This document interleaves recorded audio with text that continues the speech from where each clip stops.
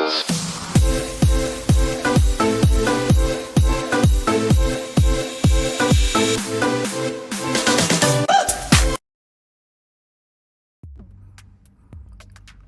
up mga kakrisam, mga kadubikes? Okay, so meron tayong panibagong upgrade o yung isa sa mga major upgrade natin kay trek natin dito sa Dubai. Okay, ito yung MTB hubs na Hisense Pro 7. So ngayon buksan na natin. Okay, so quick unboxing na lang kasi visual check natin eh. Okay, so mabilisan na lang to. Yan, so ito yung sa front hub. Okay, yan, so 32 holes siya. Syempre aluminum alloy, made of aluminum alloy siya. Yan, so Pro 7, Hisense Pro 7. Yan, so bibilisan na lang natin. So ang sukat pala nito ay 100 mm. Okay, so mamaya makikita nyo dyan sa screen yung mga pinaka specs nito. Okay, yan, medyo matigas lang. So hinihila lang to, yung maganda dito, hinihila lang. Yan. So yung bearing niya ay nakalagay, hindi ko alam saan kita sa camera, no? Pero banggitin ko na lang, 6903 LLU. Okay, tapos yung manufacturer niya is TTN. Okay, so yung iba naman is NBK. So goods naman to. Yan. So ang wala lang pala dito ay hindi kasama yung, wala siyang pang true axle. So pang quick release lang siya. So pares lang naman yan. So ito din 6 volt siya para sa disc brake natin. So 16 and 16 dito. So 32 holes siya. Okay, made of alloy. So dito naman tayo sa rear hub. Yan. So syempre ganoon pa din. Yan. Pang quick release, so 6 volt, so 16 ang butas, 16, so 32 holes siya. So ito ay made of, ayan, 70-75 na alloy. Yan, so pang 12 speed siya. Yan, so ano yan, hanggang 12 speed pala ang kaya nito. Okay, so yung bearing nya dito natin tanggalin. Ito, yan. So ang bearing naman nito ay, ito lang, kita ba sa camera?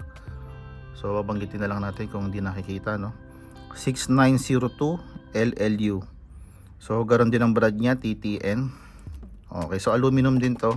Pero yung bearing niyan sa loob, syempre bakal na yon. So meron tayong magnet dito. So ayan, no? So ayan, magnet, rep magnet. So ito medyo ano siya, may halo. Pero hindi ganoon kakapit yung ano niya, magnet. Ayun, no? Pero may konting ano siya, dikit. Halo siguro yan. Yan. So ngayon bubuksan na natin to. Tanggalin muna natin to. Cap. Tapos yung ano niya. So ano pala natin, yung kung ano yung sounds muna niya, kung ano yung tunog niya, okay? So ngayon pala ay naka-microphone ako, ano sa aking damit. Naka-clip siya. So baka hindi niyo masyadong marinig. Pero pahingan niyo na lang, okay?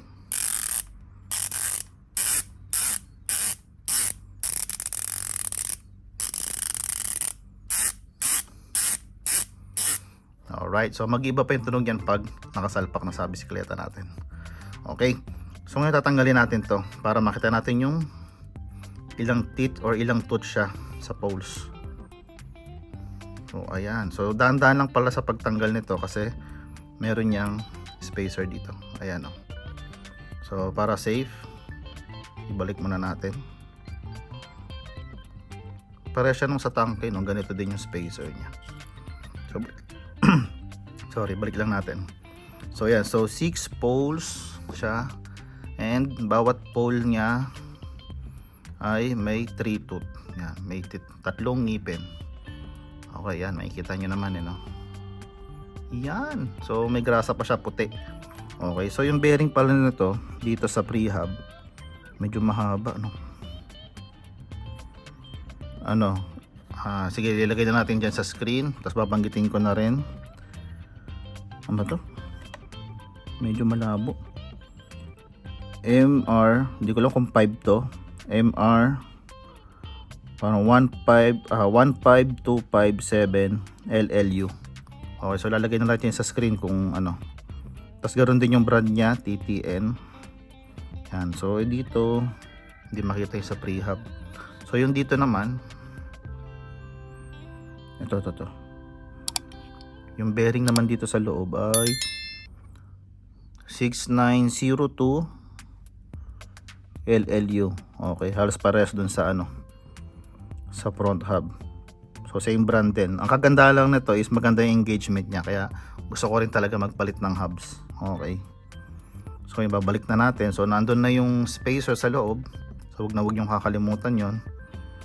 Yan. So ipa-flash ko dyan sa screen yung mga specs nito para hindi na mas umano. Okay. So madali na siya ibalik. Ang haba naman nito ay nasa from dito do sa fork natin or dun sa likod is 135 mm. So ayan, so ipa-flash ko lang dyan sa screen kung yung mga dyan, yung mga specs niya. Okay, so ayan, nakikita nyo na yan dyan. So ito yung Hisense Pro 7. So quick check lang, quick review, visual checking lang kung may tama ba or may mga dents, para at least pag meron man ibalik natin kay seller. Okay, yan. Tapos ito pala yung niya, yung mga skewer niya. Skewer ba tawag doon? Yung mga panlock niya. Yan, basta ipa-flash ko dyan sa screen mamaya yung mga specs niya para mas makita nyo siya. Pwede nyo i-post yun para mas mas maintindihan nyo. Okay, so ito yung skewer niya. So ito siguro yung sa likod kasi mas mahaba siya. Ito naman yung sa harapan. So tinangan natin kung made of to. Ito yung ating magnet.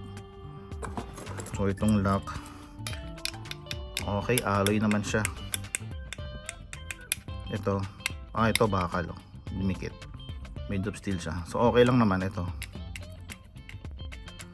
alloy naman. Alright, so yung maganda rin, alloy na rin halos lahat, no. Ito lang yung bakal. Okay, so yun lamang mga klista, mga katubikes, no. Chinare ko lang yung magiging upgrade natin kay Trek natin na factory orange. So soon or sooner or later papa-install na natin to. So nagtanong na ako sa isang bike shop, yung kung napanood nyo yung bike shop na pinuntahan natin, so doon ko rin siya ipapakabit. Okay, so abangan nyo yung video na yun. Sana pumayag sila na videohan, pero nabanggit nila na parang kailangan stay nila doon, tapos tatawagan ka na lang para kunin mo. Tingnan natin, no. Okay, so far ito muna yung pinakita ko sa inyo na magiging upgrade kay Trek. So yun lamang mga klista, maraming salamat sa panonood nyo, at shinare ko lang ito para magka-idea ko sa mga upgrade natin kay Trek. Okay, maraming salamat sa panonood nyo mga kadubikes, mga kaklista. God bless and ride safe. Sheesh. Alright, so pagkatapos nito makikita nyo yung mga specs nya. Alright, sheesh.